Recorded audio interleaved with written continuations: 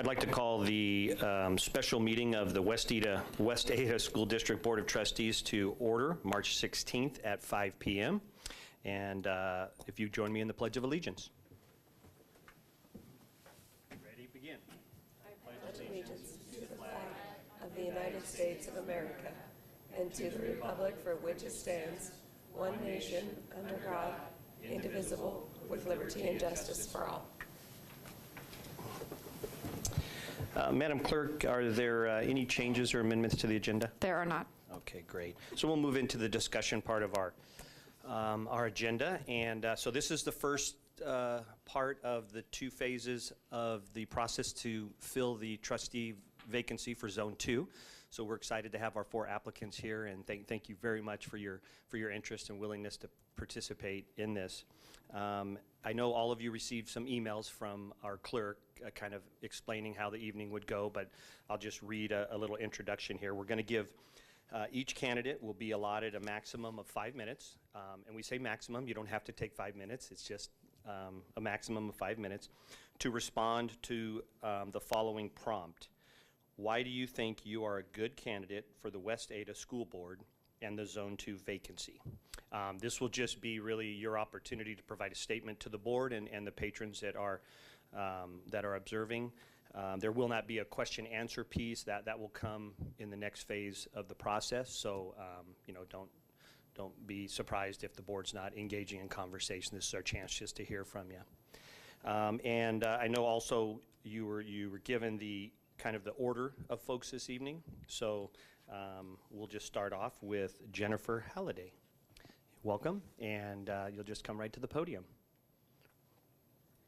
Welcome. Oh, thank you. Thank you for this opportunity. I am passionate about kids, especially my own. I have lived in West Ada School District now for 18 years. 3 of my children graduated from Mountain View High School, and I currently have a senior and a sophomore. I have experienced much with the district at many levels, and it is this experience that makes me a good candidate. I will focus on 3. 1, 2 of my children have disabilities, my oldest and my youngest. I have been through it all: IEP meetings, inclusion practices, decisions, educational logistics, and many memorable moments helping to define a clear direction and pathway for my children. West Ada School District has a solid student body. We need to cultivate this, and I have experience with this. Just a couple of weeks ago, my youngest got to play a scrimmage basketball game with her Mountain View Special Olympics team, her United basketball team. During halftime at one of the boys' varsity basketball games, the moment these kids started playing, the student body went ballistic, cheering, chanting MVP, fully supporting their peers. They were one united, one community. This is something to cultivate. These kids have my heart and my commitment. I am committed to their success, as should we all be. I have many experience of typical kids interacting, including my own children with special needs. Educating students to be the best they can be, whatever that is, needs to start here. This is where educational focus needs to be. Number 2, one of the most important parts to the success of our students are the teachers. My experience with teacher has been phenomenal in West Ada School District. I have worked with and continue to work with special ed, general teachers, and coaches. They want to see our kids succeed. Just the other day, my son's political science teacher sent me an email telling me how impressed he was of his work ethic and who he is as a person. This teacher connected with me as a parent. Not only do we need to keep and recruit teachers like this, but we need to promote this type of communication and relationship. It can and does happen. This teacher has been in our district 1 year. He came to us from a neighboring school district. We need to keep him. We need to recruit more like him. I've already contacted Principal Matoya. These teachers, coaches I have interacted with have my heart, they have my support. Number 3, I am fiercely protective of the children of West Ada School District, and this is what drives me. 2020 was unprecedented. The school district had its hands full. It was a challenging time for all. The communication between the Board of Trustees at that time and parents was weak. Parents were very frustrated. As a concerned parent, I took the initiative to gather the parents into one community, and I founded a nonprofit company called Parents, Choice, and Voice. This helped me accumulate the concerns into one place so as to communicate in a cohesive manner with West Ada School District. I met with state legislators, the superintendent, and several board members, along with my own board, to find solutions.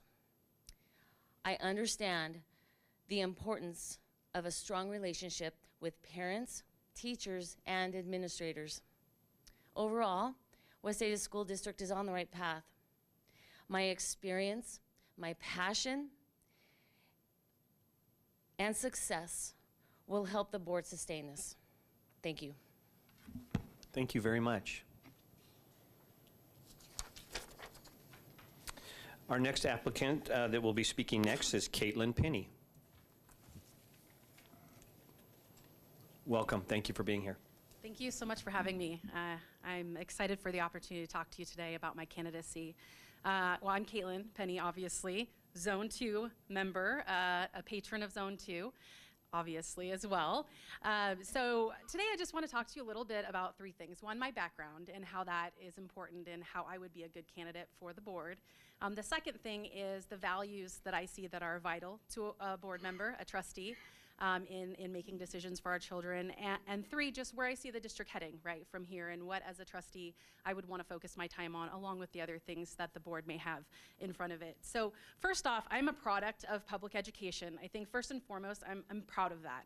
I grew up with two parents who are educators, so I have had the behind the curtain view of what it really means to be an educator. I'm not sure it's always evident from the well put together teachers that we experience day to day as parents, what goes on behind the scenes in the school with the principal, with the support of the staff.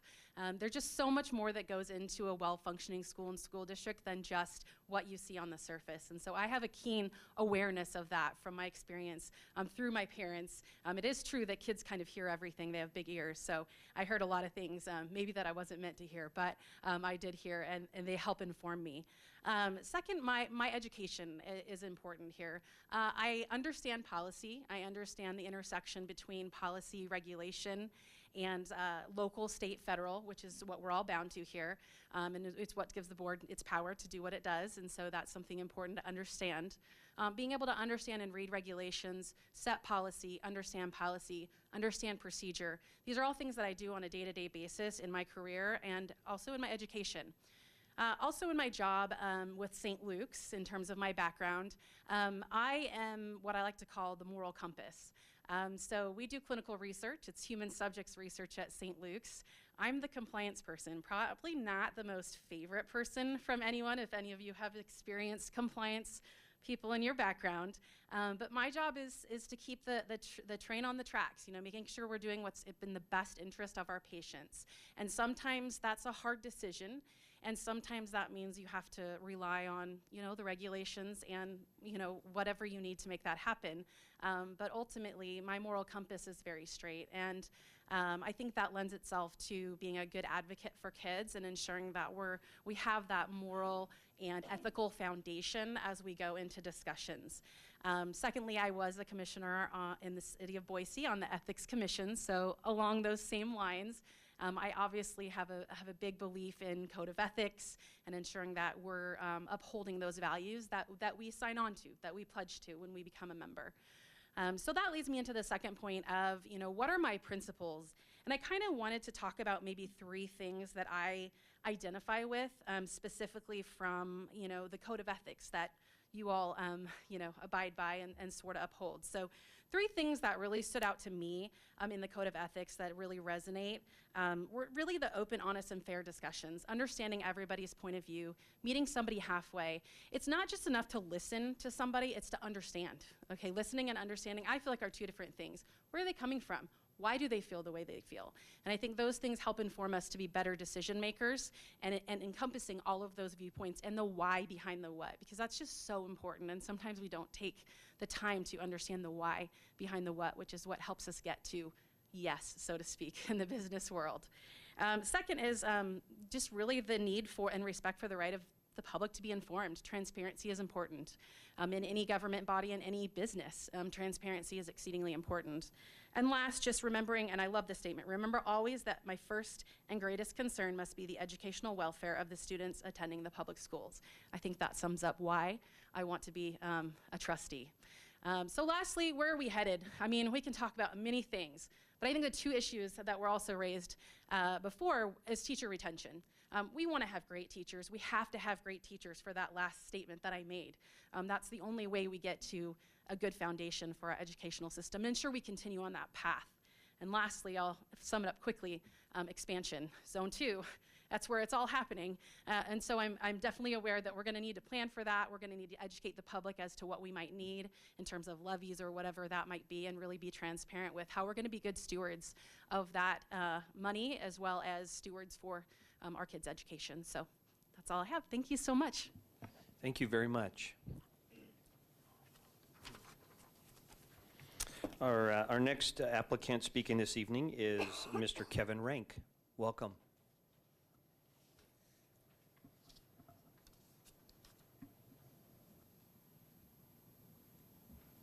Hello. So, I'm tired. I'm tired of watching others make decisions. Some of them I do agree with, some I don't. And I actually look at this as an opportunity to be able to do something about these decisions. As a parent, I'm tired of seeing my kids suffer from the effects of the pandemic, from the mask mandates. As an educator, I'm tired of not being able to fully interact with my students. This week was the first week in years that I've been able to actually see one of my students smile. It's the first time in years I've been able to fully interact and see my colleagues' faces in person. These are things that we took for granted just a scant 2 years ago, and things have changed that much.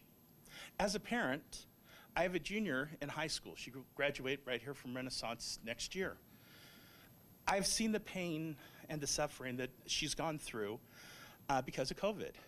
I've seen what the lack of interaction has done to these students. The dependency on electronics to get together instead of in person. I've also seen the work that her teachers have done to keep the students informed and engaged. I have firsthand knowledge of what it takes to quickly switch from in-person to online teaching as a college professor. I appreciate the heroic amount of effort that the teachers have done for our students to get them to that point. A major downside to the lockdowns and the masks has been the increased isolation and the increase in mental health disorders of our young. Anxiety, depression, stress, and more have increased in the last couple of years. To me, this is the pandemic that's going to follow the current pandemic. On the other end of the spectrum, I have a 5-year-old son in kindergarten. He's never known any difference in school, and I kind of feel sorry for him because of that. He loves spending time with his friends, and honestly, I kind of see a bigger need for masks at that age since he seems to catch every sniffle that goes around the school. He has no real understanding of personal space or any concept of what a 6-foot distance he should maintain is. And our son loves to hug. He's just a hugger, so it's very difficult. So on this end, teachers seem to be dealing with different issues than teachers on the high school end. For one, that I see them dealing with my son, very rambunctious 5-year-old. Our kindergarten teachers, quite frankly, are saints, being able to put up with that. It is incredible. I do have some concerns seeing students interacting so much with technology. This is coming from somebody who's spent their entire adult career working in IT and working on technology. I still have concerns. I still have some worries. I understand the need for it, but it does pose some issues for me. I'm in Zone 2. Zone 2 is full of diversity. From ethnic backgrounds to economic means, our zone in West Ada has every kind of person imaginable. I want to understand the needs and experiences of these individuals. Students, parents, teachers all deserve a voice. They need someone that will understand and bring it here to the West Ada Board. As an educator, my students are also very diverse and come from many different backgrounds. I'm used to dealing with or working with people from very different diverse backgrounds. In my career, I've spent a lot of time working directly as an educator or working with an organization whose charter is educating the people of Idaho. Doing IT work for Idaho Public Television, I got to see our work in our communities. I got to see what bringing educational resources to underserved and diverse communities can do. I see education as a foundation to a fulfilling life. I'm a firm believer in education. I've also got a business background. My parents are small business owners here in Boise, and I also have a business degree. This helps give me the ability to connect to local businesses. Our schools depend on their communities to thrive, and have a good working relationship to local businesses is a cornerstone for that involvement. It also means that I know how to work with others to get things done. I also have very little patience for red tape, honestly. I graduated from Meridian High School. I attended several schools in the district. I was in Lake Hazel Junior High one year, and the next year was called Lake Hazel Middle School. My daughter attended that exact same school and got to be taught by my favorite science teacher, Miss Mergudio. So I've got deep roots in this community. So the reason why I think I'd be a good sorry, I'm out of time. So thank you for your consideration. Thank you very much. And our final applicant that will be speaking this evening is Mr. Lucas Baclayan. Did I say it correctly? Baclayan. Mr. Baclayan, please, you're welcome.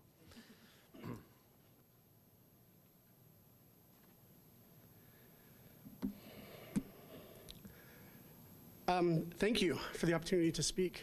First, let me just say that you have quite a delightsome burden today. Since I want to compliment the other candidates today. I think that there's some wonderful choices for you today, and so I think it's quite a delightful burden that you have today. First, let me take a moment to briefly introduce myself. My name is Lucas Baclayan. I've lived in the Boise area for almost 4 years. I moved here from Taiwan, where I lived for about 16 years. I have 3 children in school in West Ada. They range from elementary school to high school, and I also have a junior in Renaissance downstairs. She loves it. And I very much appreciate teachers and the staff in West Ada for teaching and guiding my students through what has been a challenging yet successful 4 years for us here in Boise. So the question that each candidate has been given to answer today, why do you think you are a good candidate for the West Ada School Board and the Zone 2 vacancy? So in Taiwan, I was a teacher and administrator for the entire time that I lived there. 3 years as an administrator and 13 plus 3, 13 years as a teacher. I loved my time as a teacher. I loved being involved in education. About 2 months before I moved to Boise, I received 2 offers. One was to join a PhD program in Nevada, and the other to work here in Boise as a technical writer. And while the choice at the time was easy, because only one of those choices allowed me to financially provide for my family, I often reflect on that time with a modicum of sadness, because it meant that I had to, at least for the time, close the door on education. So my first reason would be, ever since I moved to the Boise area, I have been looking for a way to get more directly involved in education. I miss the classroom and all things education. And when this vacancy arose and the opportunity came about, I felt that this was a good opportunity to address that. Second, I hope to be an advocate for English language learners. Most of my experience as a teacher and administrator has been with students who speak English as a foreign language. My own children came to the U.S. as English language learners, and in fact, that was quite a worry for me when I first arrived about how they would adjust in West Ada. And we have been fortunate, my family has been fortunate to have had many wonderful teachers to educate my children. I hope to be able to bring those experiences to the school board in a useful way. Third, Years ago, when I first considered leaving education to become a technical writer, a student at the school where I was an administrator gave a very moving graduation speech about the influence teachers have on students. The speech moved me so much that I, at that time, decided to stay in education one more year. I reflect on that speech often. Teachers can indeed have a profound influence on children, and let me add, administrators can as well. And I'm of the very firm opinion that we have many very good teachers here in West Ada. I would like to advocate for those teachers. These last 2 years have been very difficult on educators and students. I hope to be a part of this time of recovery when we can focus more on our children's futures. Thank you for your consideration. Thank you very much. Appreciate each of you, as I mentioned at the opening, for your interest in being here this evening. Just in case you did not get a chance to see the agenda, kind of what will occur this evening is we have another discussion item on the agenda that we'll talk about, and then as we move into the action item, the board will decide who will be going on to the next round, the last week of March. So, but thank you very much for your interest in being here. It was, I think, 13 months ago. I think I was in a similar situation, and so I can appreciate what you're going through. With that, we will move on to the second item under discussion, and that's the Cascade Student Transportation Contract Amendment. And Mr. Gillen, thank you.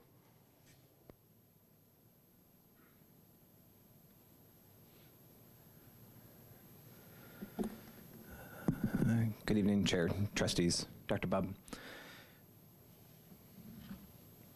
Right in front of me is the mouse. There we go. So what I'm here tonight is to visit a little bit about a enhancement to the partnership we're going to have with Cascade, with your approval. And so I'm going to walk through a proposal we have. Part of the agenda you'll see is a copy of also the contract amendment itself. Not really going to spend a lot of time walking through that. There's a lot of legal language. We've had that reviewed by our legal Cascades as well. And then obviously I'll kind of talk a little about the State Department's role in that as well. So I'll just start working our way through the PowerPoint. You're going to see me zip through the legal documentation itself. So what we're going to talk about, we're going to talk a little bit about the proposal. I'm going to dig into a little bit what we think we're going to get out of it, how it's going to work, the outcomes, again, the how, and then really we'll visit a little bit about next steps. So really the proposal as you see it, and the goal really is to increase our driver and monitor recruitment and retention. So just for your, so you understand, obviously the driver, we're looking at targeting and increasing driver numbers on our buses. As you know, this year, it has been tough to both maintain and recruit drivers and increase our driver load and driver count. And that directly affects the efficiency of how we can operate our routes. And so more drivers will allow us to be more efficient and effective with our routing, be able to allow get students home at a quicker pace. Monitors you may not know about. So these are the individuals that we ask to help with student management on the bus. And so they are individuals, employees of Cascade, who essentially help us with student management, be an extra eyes and ears, as you could imagine. We want the bus driver focusing on driving the bus, and so the monitor is able to help with managing student behaviors.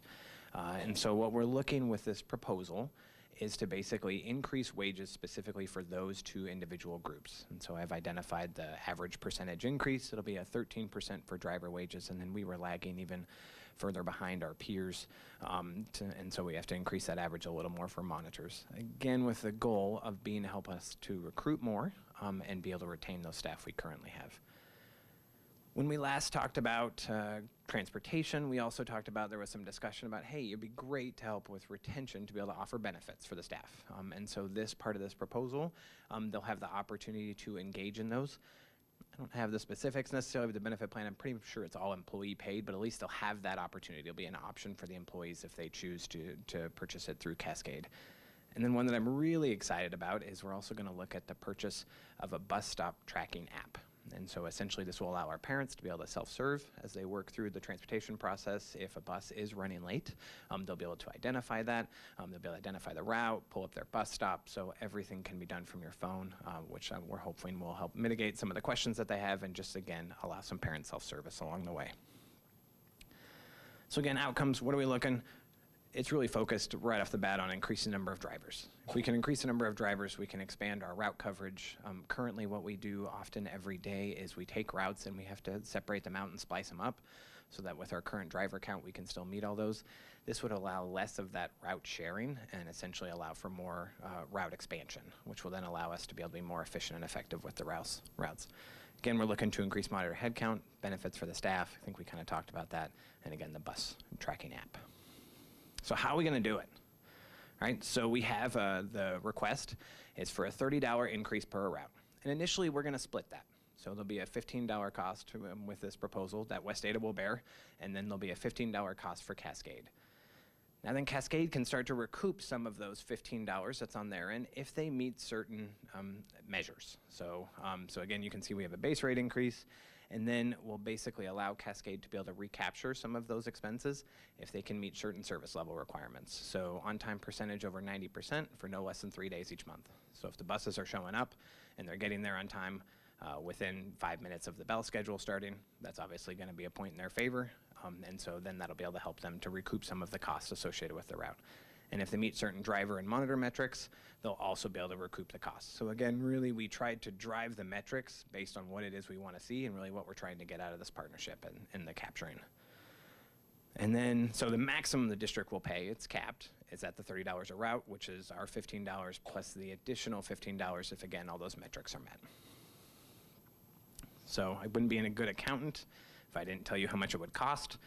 Right, $250,000 for the balance of this year, $500,000 for next year if we just split it 50-50, if none of the metrics are met. If the other metrics are met, then essentially our cost doubles, right? We go from 15 to 30. It'll be about $500,000 and $1 million is what we're projecting based on what we project route count to be.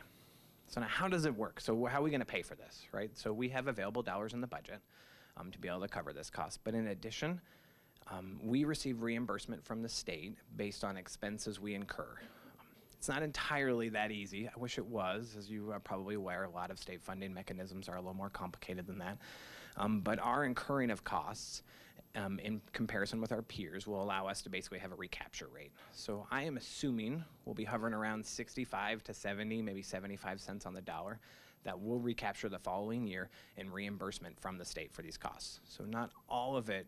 Initially, all of it will be a general fund burden, and then we'll receive additional revenues the following year, which is kind of a standard practice associated with transportation costs. So next steps. There's one component that I forgot. I wish that I had put it on here.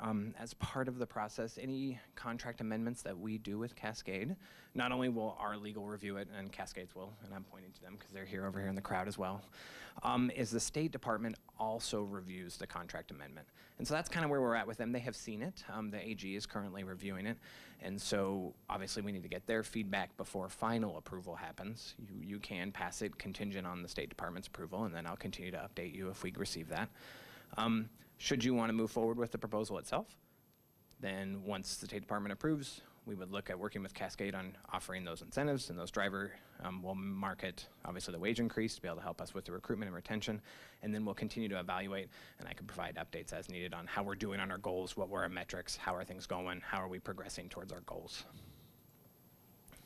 In addition, I just wanted to give you some other updates on the things that we are doing outside of this proposal. So we currently are marketing and trying to recruit drivers. That has not changed. We have continued to do that. We've continued to come up with ways to try to incentivize them to come through different programs. But we've also gone a step further. We've been currently working since January on evaluating our bus stops, evaluating our route structure, evaluating ways that we can gain efficiencies. So regardless of whether this proposal moves forward, there are things the district is already doing in conjunction with Cascade. We've had some discussion of how we structure our bus stops. Is there ways that we can push them a little further outside toward the edges of the subdivision, which will make the route more efficient, which will gain us minutes on the travel time, which will allow students to get there more timely.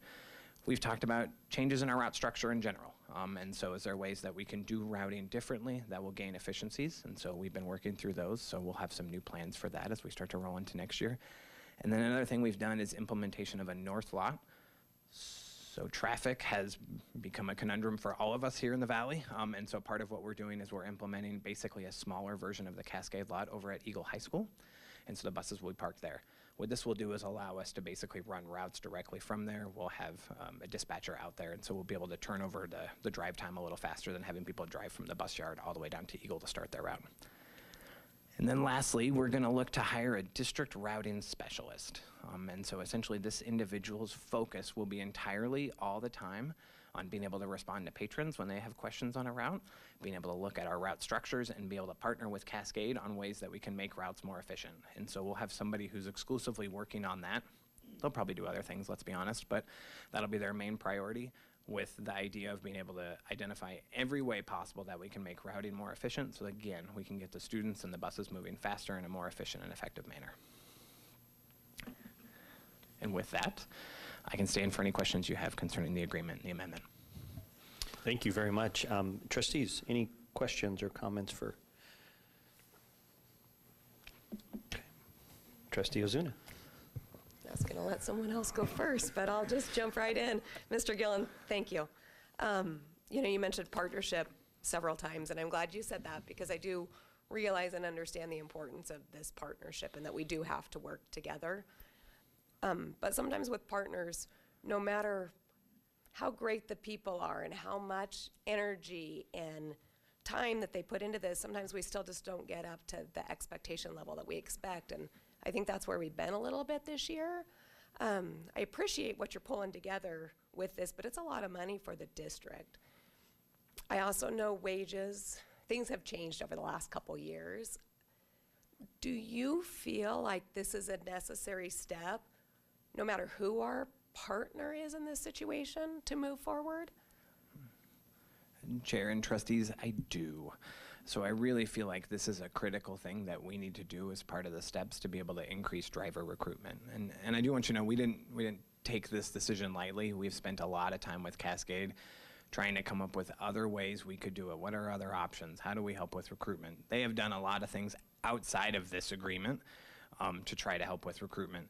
Through talking with folks at Cascade as well, they have seen that these kind of increases in driver wages will help with the recruitment end. I know they have some other things that they're going to try to do to leverage as well, but I really think this is going to help us be competitive.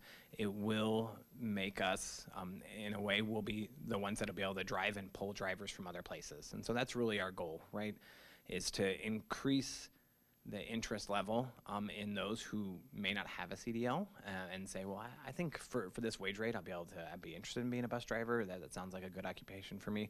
Or for those who are more particular right now who have a CDL, and we can bring them in. And so for that wage increase, we're hopeful. I'll never make guarantees, right? But I feel like this is something we're going to need to do in order to be able to increase our driver headcount. Right now, they've been doing a great job of marketing, and really we've maintained.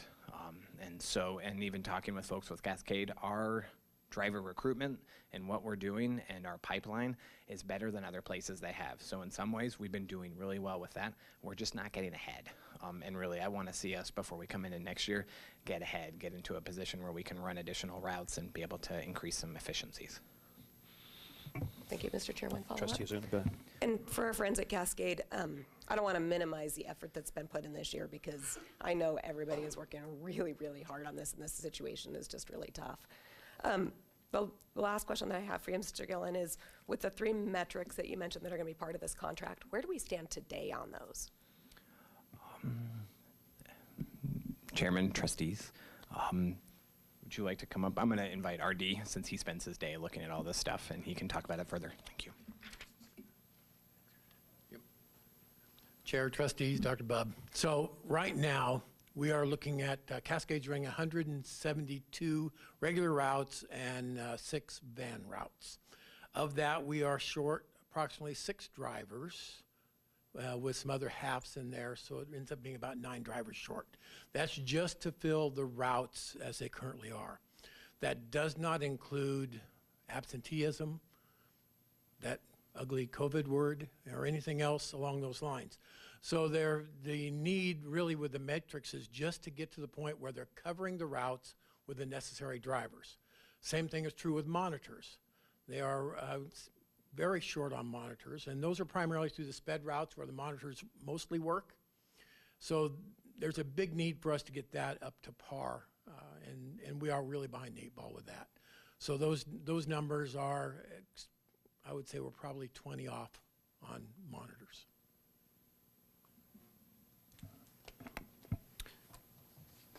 Did that answer your question? And on the other metrics that are part of that contract? Well, the ones. I guess that they all kind of work together They work based on together. staffing, don't they? Okay. Yeah, the on-time percentage is going to improve when there are staff to run the routes. But that, right now, we ran a little report today just to give you an idea on, we're working on how that's going to work and how they can report that information to us so we are aware of what's going on. The initial report today put us at about 78% on time, which is very low. But we anticipate that it will improve greatly with some of these changes we're talking about. Mr. Trustee Chair, can I ask Ozuna. one more question? How quickly do you anticipate that we would see the evidence of some of these changes? I would anticipate most of these are working into next year. This year, I think we will see some tweaks that will help, but particularly at the elementary level, we're really struggling to be on time. I don't think that's going to change significantly. Even new drivers coming in, they still have to be trained through Cascade. So there's some training time, there's some stuff that has to take place. With the lateness now of the school year, we're going to see very little change moving forward this year, but promise moving forward this year.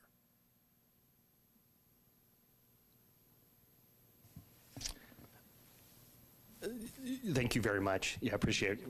Mr. Gillen, you can. Yeah, and I've shared this comment before that, and it kind of dovetails a little bit with what Trustee Ozuna said is, initially I struggled with this from the standpoint of we have a contract with an agency to provide a service, and now we're having to take steps, additional cost to the district to meet that. But I also understand that service is being provided. There's third-party impacts, COVID, things like that have occurred that have affected staffing, not only I'm sure for Cascade, but across the board throughout the valley. And we need to make sure that we're getting our kids to school. So I understand we have to step up and take some initiative. The last comment that I'll make, and this is just one of those, as we look at efficiencies in the program, and I know we've looked at a lot of things here, wages, and we're taking the steps to be able to meet the needs of our patrons. And one of them, and this will be for a future discussion, I'm sure, but whether or not we continue to provide bus service for school of choice. I think that school of choice piece, that's part of the choice that you're making is you may need to transport your child to that school. And I know that is an impact on the system also. And so I would just ask, as we probably bring this back at a later time, that maybe that's part of the discussion that we'll need to consider as we try to improve inefficiencies in the system. And that's just a comment. No, nothing needed.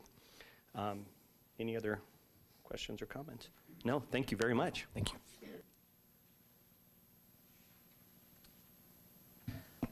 Okay, we'll move into our action part of the agenda, and we have two items. First is to declare finalists for the Zone 2 trustee vacancy, and these finalists will participate in the question section. I believe that's on the 29th,